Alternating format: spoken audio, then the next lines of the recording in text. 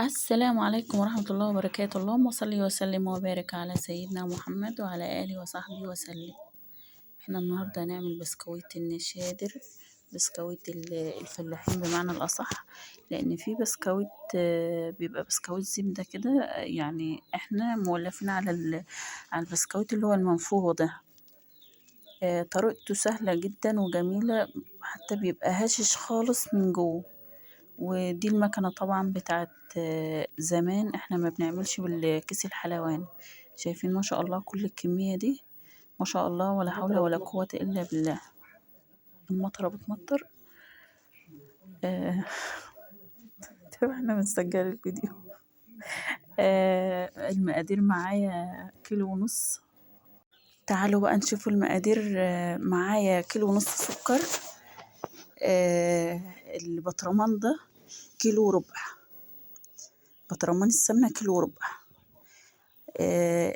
ومعايا 4 باكو فانيليا، 2 باكو بودر.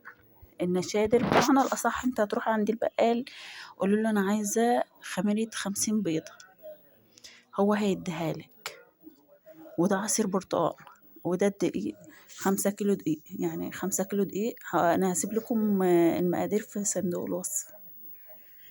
حطينا طبعا كيلو ونص سكر زي ما انتوا شايفين كده، وكيلو وربع سمنة، بطرمان السمنة اللي احنا حطيناه.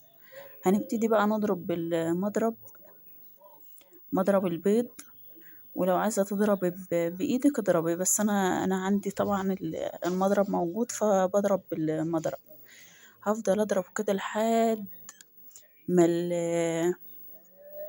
القوام بتاعه يبقى كريمة كده، أو السكر يختفي في السمنة. وطبعا ده البيض 50 بيضة، احنا بنحب البيض فيه كتير اهو. بكسره كده، ضربت اهو زي ما انتوا شايفين السمنة والسكر فتحت. بكسر بقى البيض وبضرب كده تمام اهو. وانت لو عايزة تضربي بإيدك عادي مفيش أي مشاكل، بس أنا طبعا متوفر عندي المضرب بتاع البيض فبضرب بيه اهو. شايفين؟ أخلي السمن والسكر والبيض كله يبقى في قلب بعضيه كريمي كده، ما تسيبيش حتة تضربي فيها وحتة لأ اهو. وانا هسيب لكم المقادير، هكتبها لكم في صندوق الوصف ان شاء الله. ده عصير برتقان، هحط حوالي مج عصير برتقان اهو. ده عصير برتقان فريش، مش من العصير الجاهز. واللبن برضو حوالي مج عفوا، مج لبن. احط بقى الخميرة بتاعتي، ال4 اكياس فانيليا. انت لو عايزه تحطي اكتر حطي، بس ما تحاوليش ان انت تكتر بتاع البيكنج بودر اهو.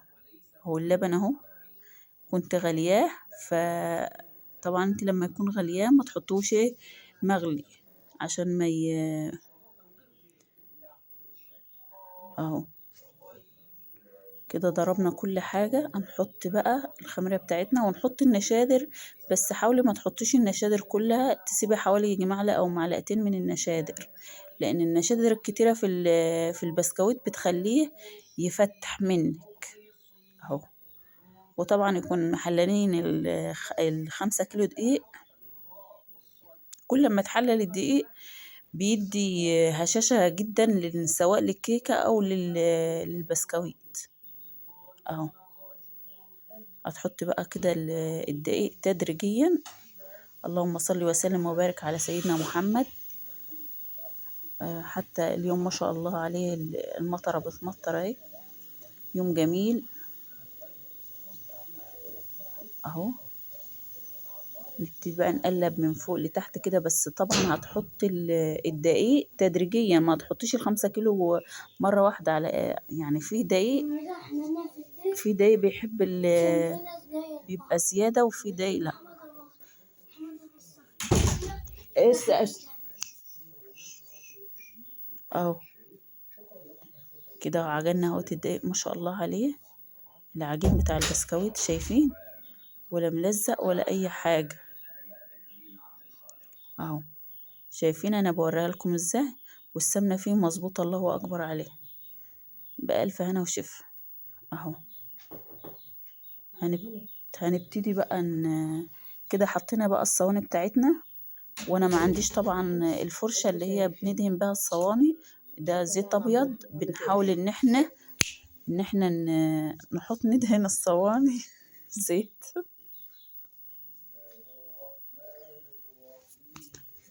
اهو حاولي ان انت تدهنيها كويس، لان اول صينيتين دول في الفرن ممكن بيتلسعوا منك كده وبيطولوا عامة. اهو كده دهناهم. هنبتدي بقى نشغل المكنة بتاعتنا. بسم الله. قبل اي حاجة يا جماعة صلوا على الرسول، وما تنسونيش باللايك والاشتراك وتفعيل زر الجرس علشان يوصل لكم كل جديد. شايفين القمع ده؟ القمع ده انا اشتريته ب8 جنيه. انا اول مرة اجربه بصراحة، بس هو طلع جميل يعني عن اللي بواقس.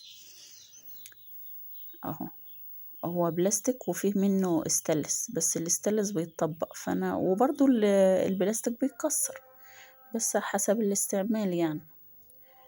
اهو شايفين الحلاوة ما شاء الله، اللهم صل وسلم وبارك على سيدنا محمد. جميل جدا وهش. شايفين؟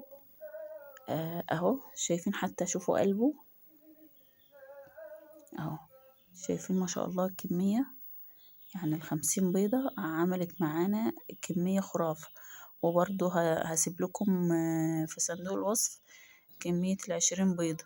اهو ده بقى بسكوت الفلاحين زي ما بتقولوا كده. ده بقى دول كنت عاملاهم كده، كانوا فايضين لازقين في المكنة، فطلعت رحت انا كورتهم وعملتهم كده زي ما انتوا شايفين كده. مش انا يعني اللي كورته. اهو